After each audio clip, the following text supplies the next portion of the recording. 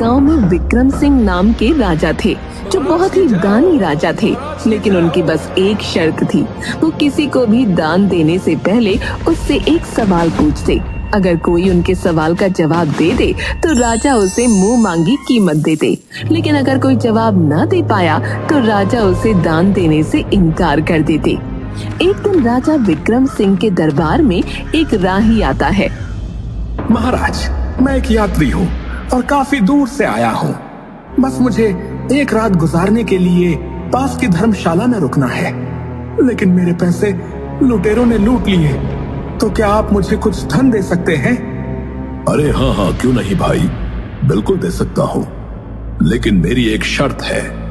तुम्हें मेरे एक सवाल का जवाब देना होगा। जी महाराज, पूछिए। तुमने कहा कि तुम एक यात्री हो, लेकिन यात्री तो सिर्फ 2 हैं। अब बताओ कौन कौन? वो आदमी बहुत देर तक सोच में डूबा रहता है। महाराज, क्षमा कीजिए, लेकिन मुझे आपके सवाल का उत्तर नहीं आता। तो क्षमा कीजिए, मैं आपकी सहायता नहीं कर पाऊंगा, क्योंकि मेरा नियम है कि जो कोई मेरे प्रश्नों का उत्तर नहीं देता, मैं उसे दान नहीं देता। लेकिन महाराज, मेरे पास रुकने के लिए कोई स्थान नहीं है। परंतु जो मेरे प्रश्नों का उत्तर नहीं देता, मैं उसे दान नहीं देता। फिर आदमी चिंता के भाव से जाने लगता है। रुकिए, मैं आपको दान नहीं दे सकता, लेकिन आप मेरे महल में एक रात के लिए आश्रय ले सकते हैं। आदमी के चेहरे पर मुस्कान आ जाती है। महाराज की जय हो, महाराज की जय हो। लेकिन महाराज, आपने जो प्रश्न पूछा उसका उत्तर तो बता दीजिए। मेरे प्रश्न का उत्तर था सूरज और चांद। उसी राज्य में किशन नाम का एक ब्राह्मण रहता था, जो कि अपने बीवी बच्चों के साथ रहता था। एक दिन ब्राह्मण बहुत परेशान बैठा हुआ था।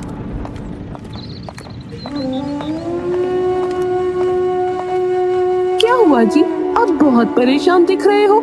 क्या करूं भाग्यवान, हमारी बेटी के ब्याह की तिथि नजदीक है, लेकिन अभी तक पैसों का बंदोबस्त नहीं हुआ है। तो परेशान ना हो तो क्या करूं? इसमें परेशान होने वाली कौन सी बात है? हमारे राजा बहुत दानवीर हैं, आप उनसे जाकर कुछ मदद ले लीजिए। वो सब तो ठीक है सुलोचना, लेकिन तुम्हें महाराज की आदत के बारे में तो पता ही है। वो दान देने से पहले प्रश्न पूछते हैं, और अगर उसमें से कोई भी उत्तर गलत हुआ तो वो दान देने से इनकार कर देते हैं। वो तो मुझे पता है, लेकिन मुझे आप पर भी पूरा भरोसा है। आपने इतने वेद पुराण पढ़े हैं, मुझे नहीं लगता कि आप उनके सवालों का जवाब नहीं दे पाएंगे। आप जाइए और उनसे कुछ मदद मांगिए। और हाँ, मैं तो कहती हूँ कि आप अजय और विजय को भी ले जाइए। बात तो तुम्हारी सही मालूम पड़ती है। ठीक है, मैं कल सुबह महाराज के पास मदद लेने हेतु जाऊंगा।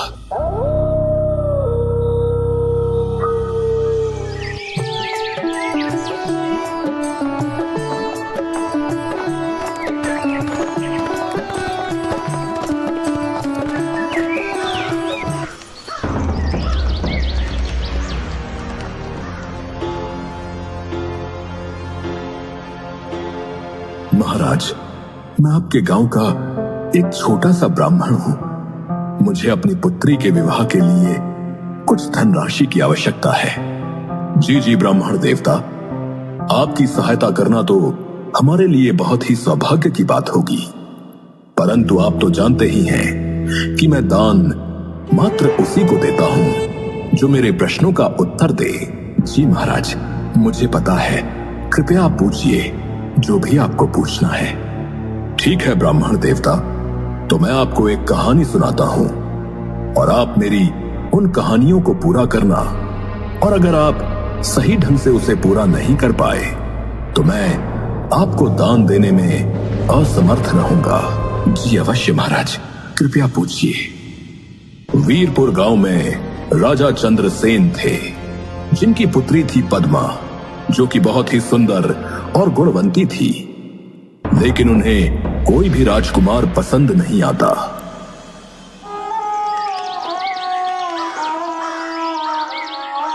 एक दिन राजा अपने कक्ष में परेशान बैठे हुए थे। तभी रानी सुभद्रा वहां आ जाती है। महाराज, आप बहुत परेशान लग रहे हैं। महारानी, अब आप ही बताइए मैं क्या करूं। राजकुमारी को कोई भी लड़का पसंद नहीं आता। अब उनकी उम्र भी हो गई है। महाराज, आप इतने परेशान ना होइए। हमारी राजकुमारी बहुत समझदार है। उन्हें पता है कि उनके लिए क्या सही है और क्या गलत। लेकिन महारानी, उन्हें राजकुमार पसंद ही नहीं आता। अब मैं अपनी पसंद के किसी राजकुमार से उनका विवाह करवा दूंगा। नहीं नहीं महाराज, ऐसा गजब मत करना। जब हमारी राजकुमारी को कोई लड़का पसंद आ जाएगा तब वो खुद ही आपको शादी के बारे में कह देंगी। और अगर आपको उनकी ज्यादा ही फिक्र हो रही है तो आप खुद उनसे बात कर लेना। ठीक है महारानी जी, मैं कल ही राजकुमारी से बात करूंगा।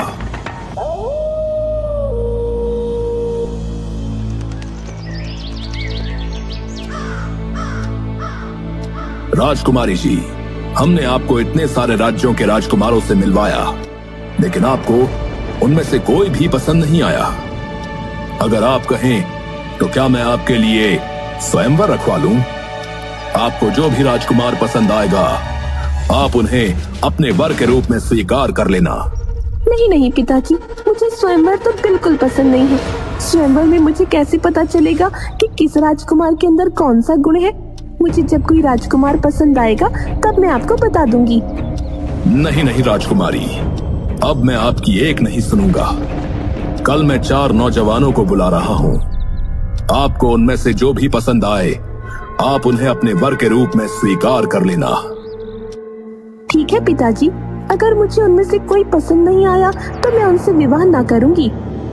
ठीक है।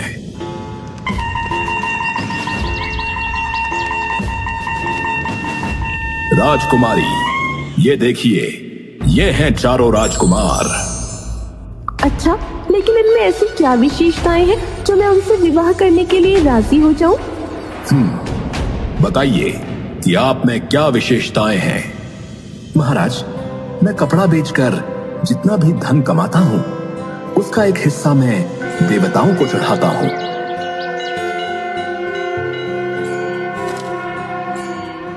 एक हिस्से को अपने ऊपर खर्च करता हूँ और एक हिस्सा बचाकर रखता हूँ और एक हिस्से को अपनी पत्नी के लिए रखता हूँ। और ये कला सिर्फ मुझे ही पता है। अगर तुम इनसे शादी करोगी तो तुम्हें कभी भी पैसे की तंगी नहीं देखनी पड़ेगी। हाँ, अब आप बताइए कि आप में क्या गुण है। महाराज, मैं सभी पशु पक्षियों की बोली जानता हूँ। मैं किसी भी पशु पक्षी की बोली आपको सुना सकता हूँ और समझ भी सकता हूँ। महाराज, मुझे सारे वेदों, उपनिषदों और पुराणों का ज्ञान है। अगर आप चाहें तो आप मुझसे कुछ भी पूछ सकते हैं। अभी उसकी आवश्यकता नहीं है। समय आने पर हम आपकी परीक्षा लेंगे। हाँ बताइए, तुम में ऐसा क्या खास गुण है जो मेरी बेटी तुमसे विवाह करे। महाराज, पशुओं की आवाज निकालना कोई बड़ी बात नहीं और वेद उपनिषदों का ज्ञान भी बहुतों के पास होता है। और पैसों को कैसे और कहां खर्च करना है ये भी बहुत सारे लोग जानते हैं। लेकिन जो मुझ में विशेषता है वो बहुत कम लोगों में देखने को मिलती है। मैं शब्द भेदी बाण चलाना जानता हूं और मेरा निशाना बिल्कुल सटीक लगता है। जहां से भी आवाज आती है मैं वहीं पर बाण चलाता हूं।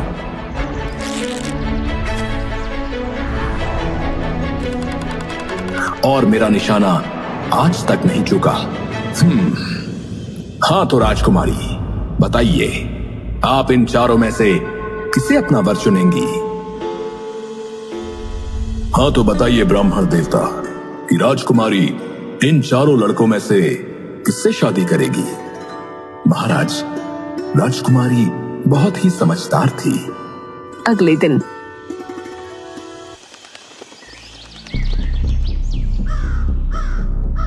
राजकुमारी, आपने कहा था कि आप आज बताएंगी कि आप इन 4 में से किसे अपना वर चुनेंगी।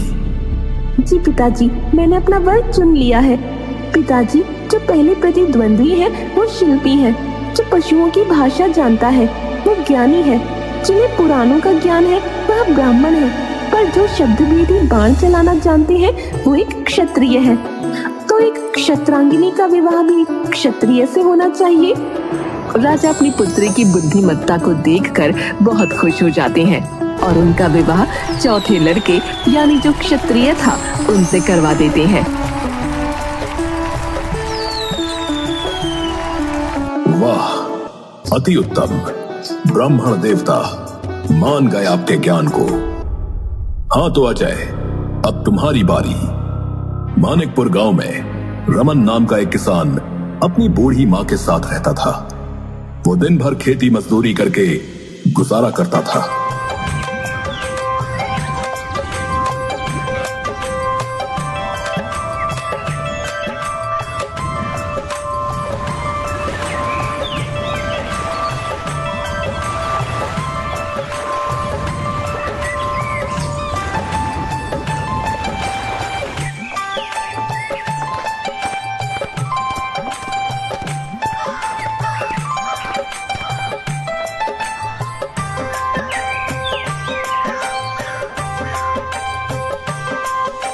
माँ, आपसे मैंने कितनी बार कहा है कि आप कुछ काम मत किया कीजिए, मैं करा लूंगा सारे काम।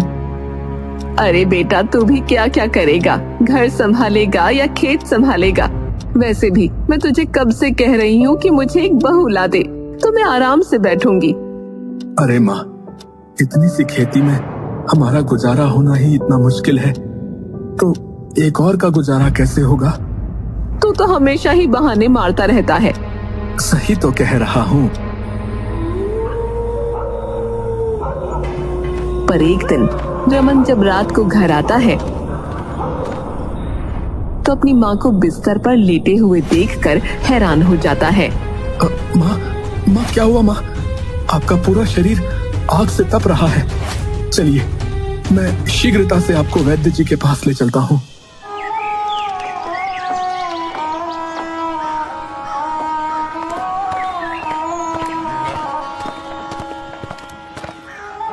वैद्य जी, देखिए ना, मेरी माँ बहुत ज्यादा ज्वर में है। बेटा, अभी तो मैंने इन्हें औषधि दे दी है, लेकिन इनका उपचार मुझसे नहीं होगा। तुम एक काम करो, शहर जाकर किसी अच्छे से डॉक्टर को अपनी माँ को दिखाओ। ठीक है वैद्य जी, जैसा आप कहें मैं वैसा ही करूंगा। लेकिन बेटा, तुम्हें कम से कम 15-20 हजार रुपयों का इंतजाम करना पड़ेगा। मैं अपनी माँ के लिए कुछ भी कर सकता हूँ। रमन उसकी माँ को घर ले आता है। माँ को शहर में अच्छे डॉक्टर को भी दिखाना है, लेकिन पैसों का क्या करूंगा? कहाँ से लाऊंगा इतने पैसे? बेटा, तुझे मेरी फिक्र करने की जरूरत नहीं है। अब मैं बूढ़ी हो चुकी हूँ। मेरी जितनी उम्र थी मैं जी चुकी हूँ। ऐसा मत बोलो माँ, मैं अभी सेठ दयाराम से कुछ पैसे उधार लेकर आता हूँ, उन्हें बाद में चुका दूंगा। वैसे भी वो पिताजी के बहुत अच्छे मित्र थे, हो ना हो वो हमारी सहायता अवश्य करेंगे। लेकिन बेटा, पूरा गांव जानता है कि वो कितने कंजूस और लालची हैं। उनसे पैसा निकलवाना बहुत टेढ़ी खीर रहेगी। माँ, मेरे लिए इस पूरे संसार में आपसे बढ़कर और कोई नहीं, और इस वक्त उनके अलावा मेरी सहायता और कोई भी नहीं कर सकता, इसलिए मैं जा रहा हूँ।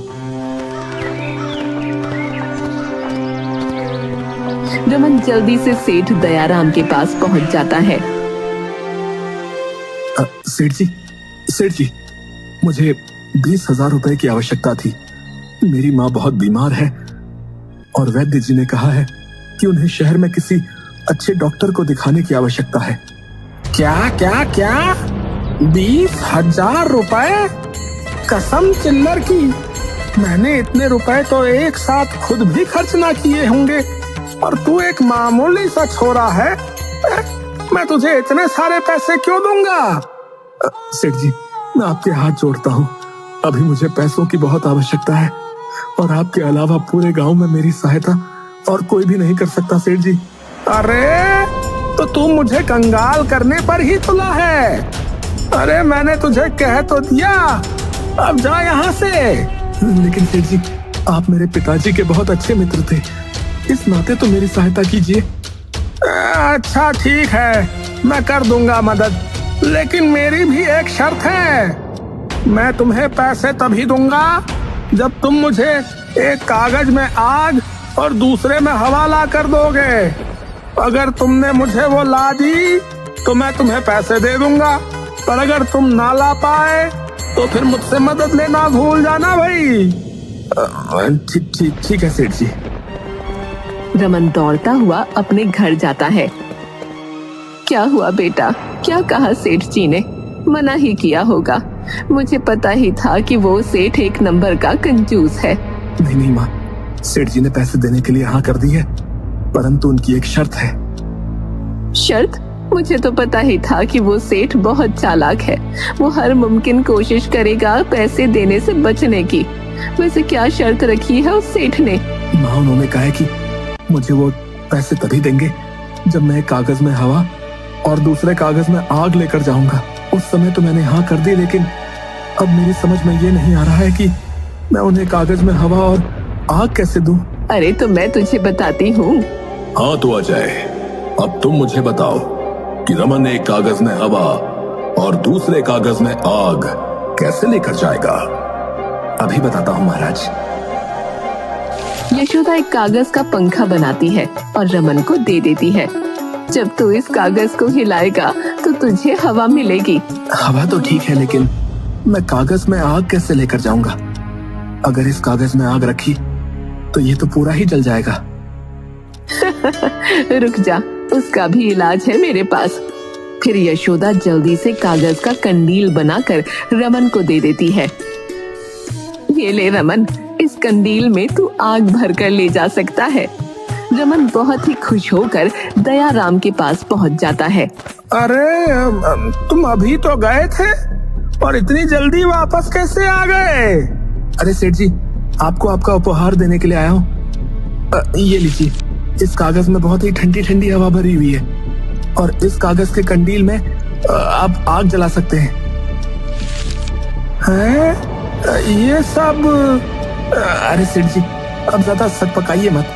आपको आपका उपहार मिल गया तो कम से कम अब तो मुझे 20,000 रुपए की उधारी मिल सकती है ना। जितनी जल्दी हो सकेगा मैं लौटा दूंगा। सेठ को रमन को पैसे देने पड़ते हैं। धन्यवाद सेठ जी।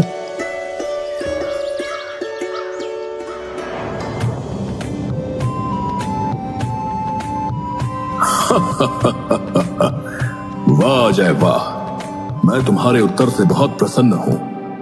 तो अब विजय, तुम्हारी बारी। जी महाराज, पूछिए, आपको मुझसे क्या पूछना है?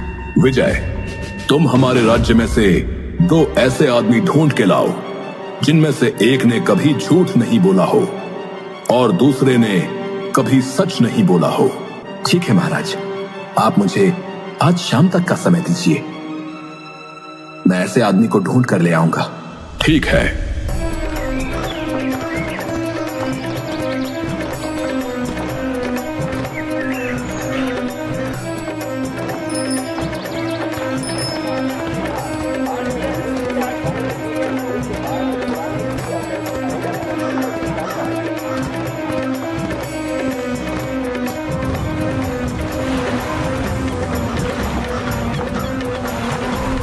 विजय एक आदमी को अपने साथ लेकर आता है।